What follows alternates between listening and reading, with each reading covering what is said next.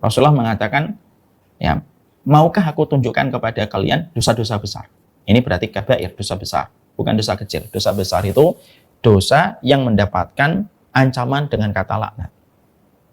Jadi kalau ada satu dosa, dosa itu diterangkan dengan kata laknat oleh Allah dan Rasulnya, berarti dia masuk pada kategori dosa besar. Tapi kalau ada dosa tidak disertai dengan kata laknat, kata Imam Ad-Dhahabi, maka dia tidak masuk pada kategori dosa besar. Lah, dosa besar dikatakan oleh Nabi, ala unabbiukum bi akbaril kabair salasan. Maka kata Rasulullah, maukah aku tunjukkan kepada kalian itu dosa-dosa yang paling besar? Dan Rasulullah mengulangi 3 kali. Para sahabat lalu mengatakan, bala ya Rasulullah, tentunya kami mau mendengarkan dosa-dosa paling besar itu apa saja. Nabi lalu menyebutkan urutan-urutannya, lalu menyebutkan satu persatu. Al-isyraku billah.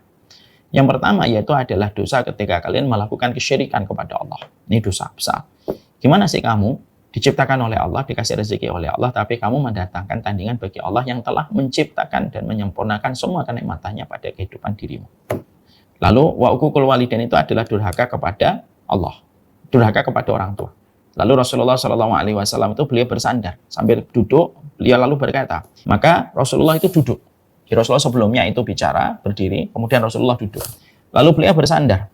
Lalu beliau mengatakan, ala wa qawlu zur, ala wa qawlu zur. Lalu Nabi mengatakan yang ketiga, setelah menyebutkan syirik, menyebutkan durhaka, lalu Nabi mengatakan, dan perhatikanlah perkataan-perkataan palsu atau perkataan dusta. Fama zala yukarriruha hatta qulna laitahu sakata. Dan Nabi itu mengulang kata-kata dan perkataan dusta, perkataan dusta, perkataan dusta. Sampai kami di dalam riwayat Abdurrahman bin Abi Bakrah radhiyallahu anhu dalam hadis riwayat Bukhari ini, maka para sahabat itu sampai mengatakan hatta laitahu sakata. Cobalah Nabi itu beliau berhenti, jangan diulang-ulang terus. Kenapa? Beliau mengulang kata-kata qaulu zur, qaulu zur, qaulu zur. Ya.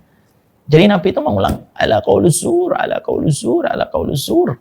Dan dusta, perkataan dusta, perkataan dusta, perkataan dusta. Sampai para sahabat itu berkata, ya Allah, sudah ya Rasulullah. Gitu.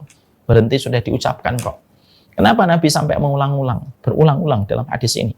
Dan yang diulang bukan syirik, tanpa menafikan betapa syirik itu adalah dosa yang sangat besar sekali, yang apabila dilakukan, pelakunya tidak akan diampuni kalau membawa kesyirikan sampai mati.